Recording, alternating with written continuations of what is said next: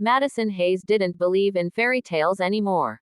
After a messy breakup and moving back to her sleepy hometown of Harmony Falls, she focused on her cafe, Sweetheart Brews, pouring love into lattes and cupcakes instead of relationships. But fate had a different recipe. One rainy morning, Madison was setting up a heart-shaped display of chocolate truffles for the upcoming Valentine's Day event when the bell above the door jingled. In walked a tall man with damp hair, a charming smile, and the kind of presence that made time pause. "Excuse me," he said, wiping rain off his leather jacket. "Is this the place with the legendary lavender mocha?" "That's me," Madison replied, offering a polite grin. "And you just met the legend behind it." The man chuckled. "Jonathan." "Madison. He stayed for coffee. Then he stayed for a scone.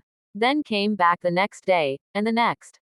Turns out, Jonathan Stoddard wasn't just a tourist. He was a successful architect from New York, visiting Harmony Falls to take care of a lakeside cabin he inherited from his grandfather. The more time they spent together, the more Madison started to believe again, believe that maybe, just maybe, love could bloom even after heartbreak.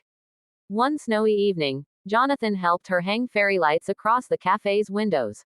"Why do you go so all out for Valentine's Day?" he asked. "Because love should be celebrated," Madison replied, tightening a ribbon on a gift box. "And not just one day a year." He nodded slowly, then smiled. "What if I told you I think every day should feel like Valentine's Day, with the right person?" That night, they shared their first kiss under the soft pink lights of her cafe. But love stories always come with a test. A week before Valentine's, Jonathan received a call. A major architecture firm in Chicago offered him a once-in-a-lifetime project, but it meant relocating fast. Madison was crushed. She tried to be supportive, telling him she understood. But her heart told a different story. She had just started to open up, to believe again. Was it foolish to hope he'd stay?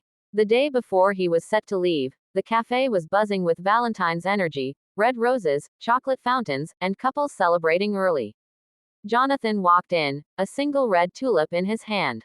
"This is for you," he said softly. "You're leaving tomorrow," Madison whispered, barely holding it together. "I was," he replied, taking her hand.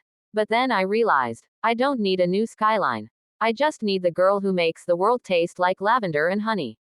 Tears filled Madison's eyes. "Are you saying?" "I'm saying I want to spend every day with you. Like it's Valentine's Day." The crowd in the cafe erupted in applause as he kissed her right there, in front of the truffle display. 1 year later, Sweetheart Brews hosted a new event, San Valentín Todos Los Días, a celebration of love for everyone, every day. Madison and Jonathan danced in the candlelight, surrounded by hearts and laughter. Some love stories don't begin with fireworks. Some begin with coffee, and the courage to believe again.